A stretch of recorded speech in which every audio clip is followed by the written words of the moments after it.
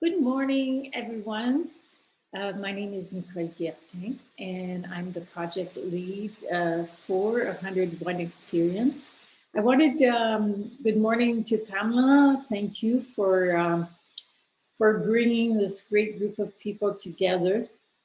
And I wanted to take time to explain to you what is 101 Experience. So when you meet the first time, you can take that opportunity to ask questions and to share your interests.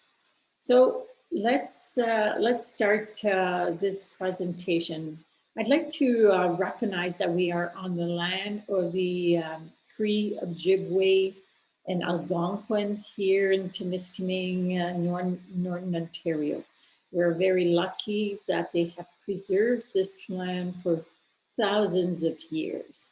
And this is something that's very important for us at 101 Experience to work closely with First Nation, but also to recognize what they have brought. So today I just want to give you a bit of an overview of the project. What is an experience? What will be the training program? So how come this project came about? Well, last year, maybe some of you are aware, I might have contacted you. We did a pilot project in Timiskaming. And that project, even though it was stopped because of COVID, we learned a lot, which permitted to bring us to where we are now. And we were able to do that because working with Centre Culturel Artem, we've applied for funding and we got a lot of partners on board. So there is no cost for you to participate. It's just your time to develop your experience. And obviously you'll be paid when you're offering those experiences. So we have a consortium, a group of people across Northern Ontario that are meeting once a month to help direct the project. And myself, Centre Leadership Niska, that's our business, we have the mandate to develop, implement this project. So the project is to develop 101 experiences. However, we are already looking at doing a second phase. So total, we'll have 202 experiences. So lots of work ahead of us. So that's why we're happy you are here to help us reach our objectives. So last year, this in the project, these are some of the people that came to the table. I'd started developing their experiences. Again, because of COVID, everything, that was like the first wave, everything paused, but there are some experiences that were developed. But we learned a lot. We have so much in our community, it's really crazy.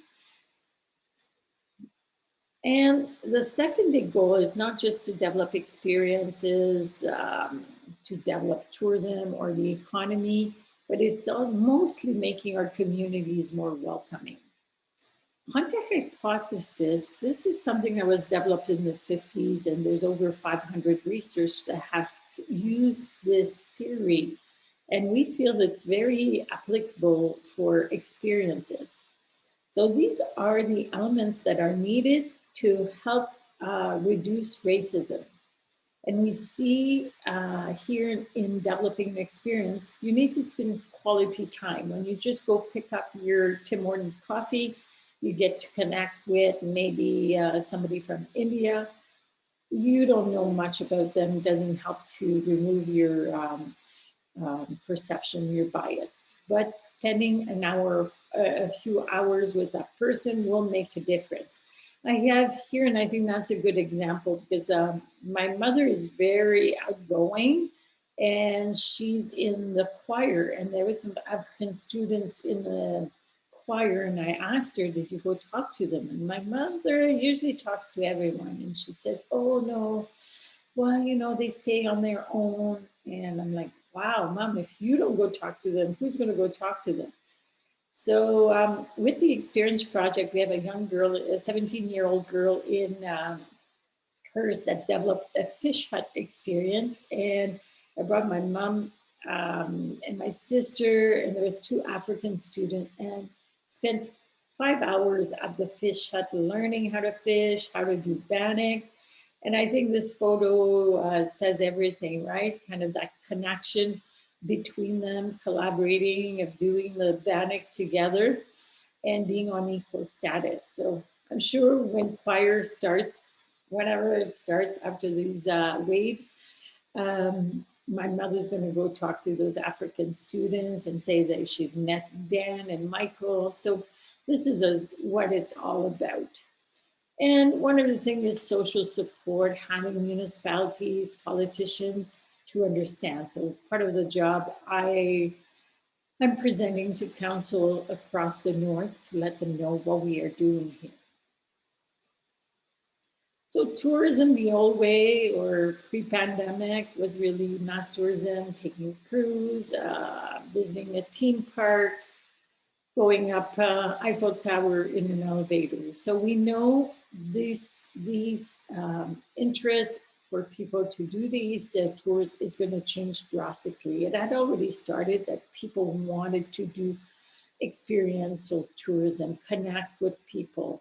But it's going to be even more present after the pandemic is finished. And this is what we have to offer in Northern Ontario. Of course, we've got the nature, but it's not that easy to how you go out foraging, right? Where do you go? What can you pick? And that's why you need to have passionate people to show you how to do things. Going out fishing, if you've never fished before. Um, you might walk on the street here in Hillbury, but if you don't know about the Great Fire, you have no clue what happened and how significant it was. So there's really three pillars of developing an experience. First, you need to have some kind of passion or expertise on the subject, because if you don't, when it comes time to deliver it, you're going to feel, oh, I can't do this. So, whatever it is, if you're passionate about it, it can be an experience. The other thing is to offer inside access. If you're just saying we have a museum and you can come and visit, well, that's not an experience because anybody can do that. If you're going at the museum and you're going in the back rooms, see how you identify items, then it can become an experience. And again, seeing that photo of my mom with Michael is having that connection, not just between the person giving the experience, but the other people attending the experience. So there's 6 big teams with Airbnb. We're not just using Airbnb, but we are using their model because they are the leaders right now in developing experiences. So it can be wellness. Nadine, you're already offering experiences. So it's just like another way, another door to open clients to you. And as working as a group, it will just draw more people. Food and drink. Pamela, with your market experience, art and culture, architectural tour, Neil, that you have, entertainment, could be singing, music, nature and outdoor, again, foraging, sports and fitness. There's whatever you think, whatever you're passionate about, there's an experience that can be done around it almost every day. So again, these experiences, the ideas you have, I encourage you, go to Airbnb. Sometimes it's not that easy to, their search engine, I find it a bit weak. Before was easier when everything was online. They had, so you could go into categories, but I find sometimes it's easier to search in Google and put Airbnb beside it, and then you will find some of your examples. So with the pandemic, I was there in April last year, about this time. We had a meeting with all hosts across the world offering experiences.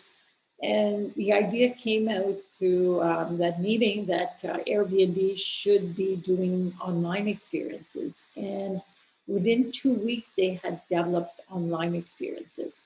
And this is great because this is something you might want to consider offering during the winter. For Northern Ontario, it gives us a huge platform to promote what we want to offer in face to face.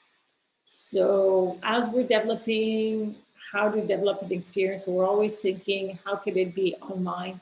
How can it be in person, considering COVID and making it safe? So why we're using Airbnb? Well, they're leaders in the industry. There's over 45,000 experiences that were developed, and each one of them has been reviewed by one of their staff. They're quite specific. So we are using that bar that's fairly high to develop our experiences, even if they're not going to be on Airbnb. So all of the questions, you have a workbook. Once you answer that workbook, it's very easy to upload it on Airbnb because you have all the questions. And one big thing is that they have a liability insurance of $1 million US. And that's been often a deterrent for people to develop experience, the liability insurance. Nadine, you probably have insurance already through your um, yoga professional association. But for others, we don't have access to that. So it's very important to have insurance. I mean, if you're just doing an online experience, then it's not much of a problem. The risk is low. But anytime you're bringing out people as a group, you need to have insurance. So that's why we encourage you to use Airbnb. And then, of course, they're keeping 20% but they're processing the visas, the insurance, and promoting you. One option too, for example, for Nadine, you might want to do one experience on Airbnb and you put it up at this end of summer, so you still have the visibility there for the whole summer, but then use our platform to promote it and then go to a booking, maybe using Eventbrite or just people sending you money. So there's different ways we can do things to get the most of everything. So we're working on it. So we'll have our own website. What will be different from a regular tourism website? Usually it's the business that's promoted. Here we are promoting individuals. So you see Lynn Cormier from Halebury. So Lynn will be hosted, then she'll have her Bannock experience, which will be in person. You see that those three little heads. Or is it going to be an online experience? So, people might have 6, 7 different experiences, some of them, so they can all be promoted here at no cost. So it's not that easy to develop an experience. If it would, we would have already 200 experience across Northern Ontario. When I started last year, there was 6 experience from North Bay to Thunder Bay. So we've developed our incubator model to show you the steps. And so that includes all these different components. As you go through the training, this will make more sense. But in a nutshell, this is kind of the program we've developed. And this was mostly used or developed from what we've learned in the Timiskaming area. So we start by training trainers. So that's where Pamela, we have a group of about 10 trainers right now in Northern Ontario.